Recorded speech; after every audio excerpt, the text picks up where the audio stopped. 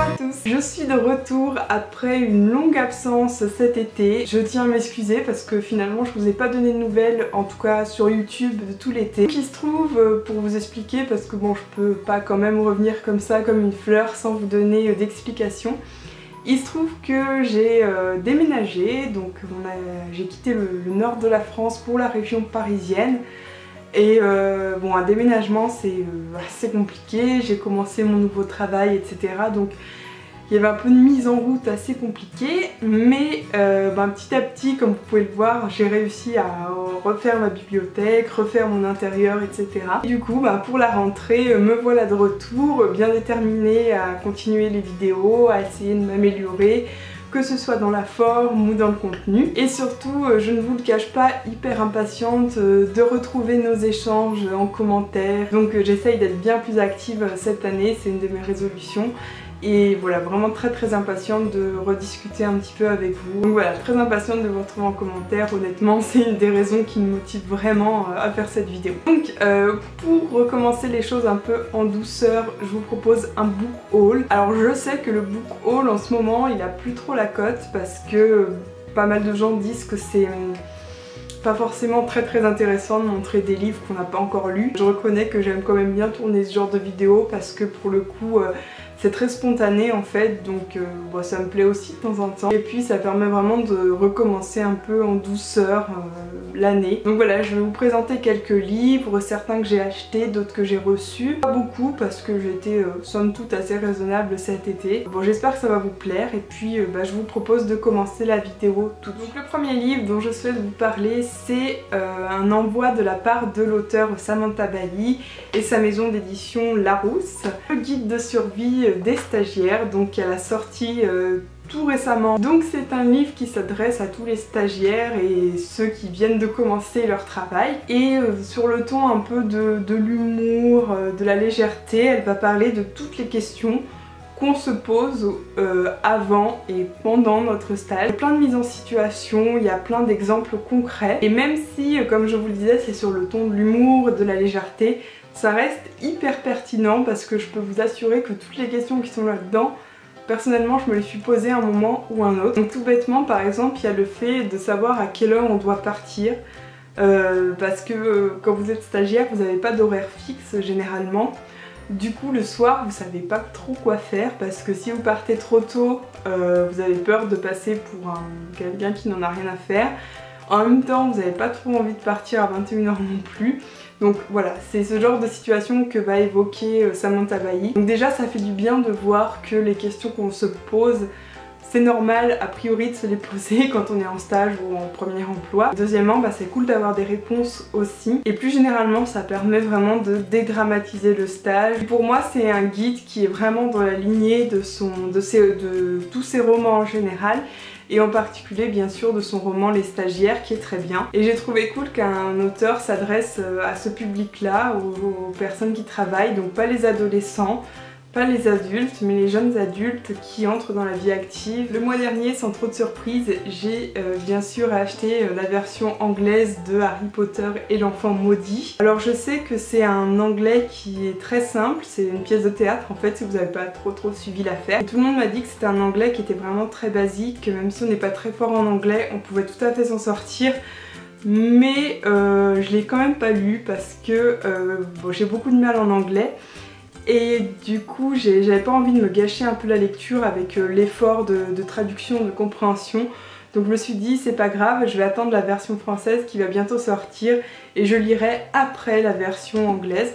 Donc du coup j'ai pas encore d'avis sur cette pièce de théâtre. Je sais que beaucoup de monde ont été extrêmement déçus.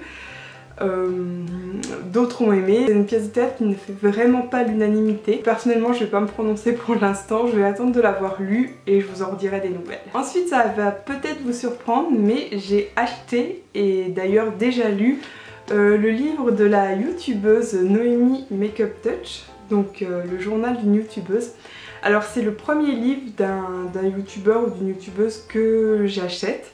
J'avoue que j'étais un peu un peu sceptique quant à cette mode de sortir, que tous les youtubeurs sortent leurs livres. J'aime beaucoup Noémie, honnêtement, je regarde tous ses vlogs, c'est vraiment une personne dont j'admire un peu le caractère et sa philosophie en général. Du coup, j'ai succombé et j'ai acheté mon premier livre de youtubeuse. J'ai bien aimé, j'ai passé un très bon moment en lisant ce livre parce que c'est Noémie qui raconte sa vie, qui raconte ses péripéties, qui donne quelques conseils, etc.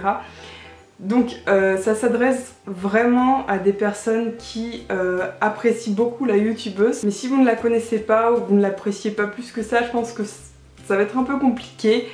Donc moi j'ai trouvé que c'était très rafraîchissant, que j'ai passé vraiment un bon moment, j'ai adoré en apprendre un peu plus sur elle. Honnêtement c'est vraiment pas exceptionnel, c'est pas le roman de l'année, loin de là. Donc bon, ça m'a fait plaisir de lire ça, même si voilà je vous le conseille vraiment pas forcément pour le coup. Alors j'ai eu la surprise de recevoir dans ma boîte aux lettres un livre que j'avais pas demandé, mais qui m'a été très gentiment envoyé par les éditions Pocket Jeunesse. Il s'agit de Essie de Rebecca Donovan, qui est l'auteur, vous savez, de la trilogie Ma raison de vivre, Ma raison d'espérer, Ma raison de respirer. Et du coup, ils m'ont envoyé donc son nouveau livre qui va paraître le 6 octobre. Et donc il s'appelle Essie et c'est l'histoire d'un jeune homme qui va partir loin de chez lui et qui va tomber par hasard sur son ami d'enfance. Sauf que bizarrement son ami d'enfance va prétendre être quelqu'un d'autre, s'appeler autrement, avoir une autre vie, etc. Donc il va pas comprendre ce qui se passe, il va se demander est-ce qu'elle est amnésique ou est-ce qu'il y a quelque chose d'autre derrière. Et apparemment ça a l'air d'être quand même une histoire d'amour parce que c'est précisé qu'il va pas pouvoir se passer d'elle, mais je trouve en tout cas le résumé assez mystérieux, donc je pense que ça peut être intéressant, donc à voir. Ce mois-ci je me suis aussi acheté un livre que j'avais adoré quand j'étais au lycée et dont j'ai découvert l'intégrale sortie assez récemment. Il s'agit donc des Dames du Lac de Marion Zimmer Bradley. Donc je pense que vous connaissez peut-être déjà cette saga puisqu'aujourd'hui c'est vraiment un classique de la littérature fantasy. Ça parle des Dames du Lac, donc de la légende du roi Arthur et des chevaliers de la table ronde, mais de façon vraiment très accessible, d'un autre point de vue que celui qu'on a habituellement. Et je sais que quand j'étais au lycée, donc je l'avais vraiment adoré, j'étais tellement fan que je prenais comme pseudo sur les forums la Dame du Lac, c'est vous dire un peu le délire. Mais en tout cas c'est vraiment de la littérature fantasy que je vous conseille si vous voulez commencer la littérature fantasy justement. J'ai succombé également à un petit effet de mode ces derniers temps puisque je me suis acheté le livre sur la Miracle Morning, le Miracle Morning. Donc c'est un livre qui est très à la mode, c'est une méthode en fait qui consiste à se lever plus tôt le matin pour pouvoir faire les choses qu'on n'a pas le temps de faire la journée. Donc pour être tout à fait honnête, quand je l'ai acheté j'étais quand même assez sceptique, je m'attendais à un truc très marketing, très slogan publicitaire. J'ai été très surprise parce que je l'ai lu, donc je vous le dis tout de suite, j'ai pas appliqué encore la méthode.